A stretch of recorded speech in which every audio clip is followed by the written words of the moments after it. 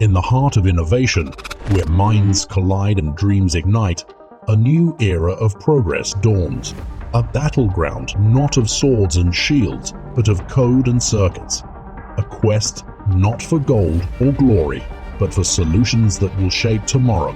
8 teams stand ready to shape the future. Welcome, participants, to the crucible of creativity. This is DOST's Hack for a Progress.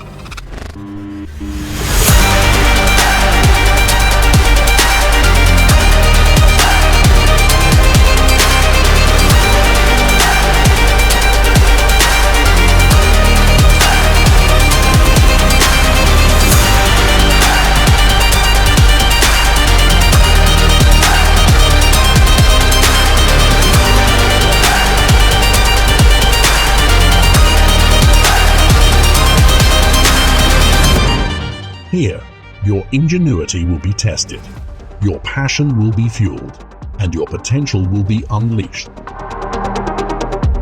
Which team will emerge victorious? Which innovation will change the world? The fate of progress rests in your hands. The world awaits your innovations. Are you ready to answer the call? Let the Hack for Progress begin.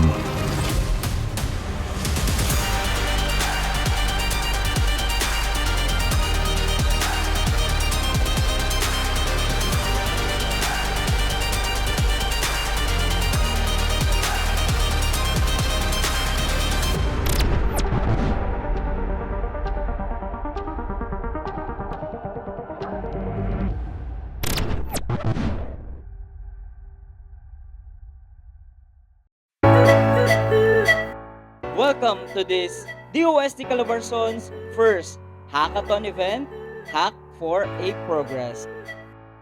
One DOST for you! Ang Hack for a Progress is a pre-RSTW activity namin to provide solutions para sa mga problema ng mga LGUs. Ang isang hackathon na isang mahalaga upang magkaroon po ng linkages dun sa academe, sa LGU, at lalo na yun sa ating mga estudyante.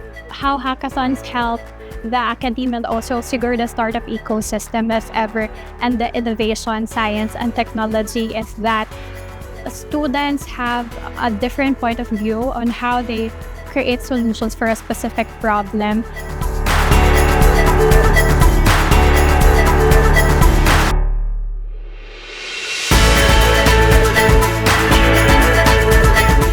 Mas maganda na i-integrate natin ang technology unang-una para maging effective and be efficient yung pagbibigay natin ng service sa ating community. I want to express my gratitude for giving us this opportunity para ilabas yung mga talents and skills namin and para mas magamit siya for the common good. Sa tulong ng mga programa nito, ng mga hackathon, I think doon namin talaga na ipapamalas kung ano yung mga solusyon na naiisip ng kabataan ngayon. Kasi minsan, yung mga means namin as a seasoned planning or project development officer, minsan medyo luma na rin yung aming mga pamamaraan. With this type of events or platform, at least we are able to close the gaps because we are able to receive some new ideas from the younger generation. Since they have the advantage with the technology and we have the experience, we can guide them well.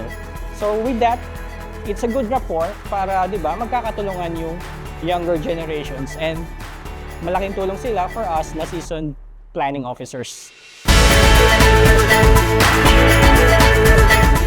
Events, hackathons are important for the students because, well, for one, it enables them to actually apply what they have learned with the help of experts. It's not enough for them to just learn things from the classroom setting. The best way to really learn things is to apply them out there. Papasalamat ako sa DOST Calabarzon. Binibigyan niya kami ng chance i-explore yung mga passion namin. It gave us some place to learn and to maximize our skills in our fields. I'm real thankful sa DOST Calabarzon, especially for organizing this type of events kasi maraming students ang nakaka-benefit on this type of events, especially nalaman nila kung anong skills ba yung meron sila and napapractice nila talaga to. It gives you an opportunity na to test out your skills and hindi lang for a simple school projects or anything, para din you can feel involved din sa community where you can use your skills and talents para makapag-contribute. For me naman, I'm really a strong advocate of technology, especially technology for all. It's a great platform rin for us students and for the youth to contribute to the society. The change starts with us po as the youth.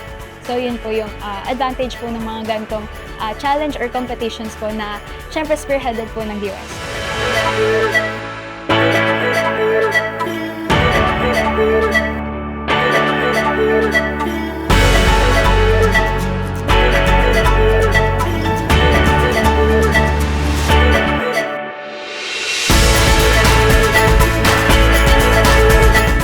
Masasabi ko na talagang worth pursuing or worth continuing itong ating efforts dito sa ating hackathon.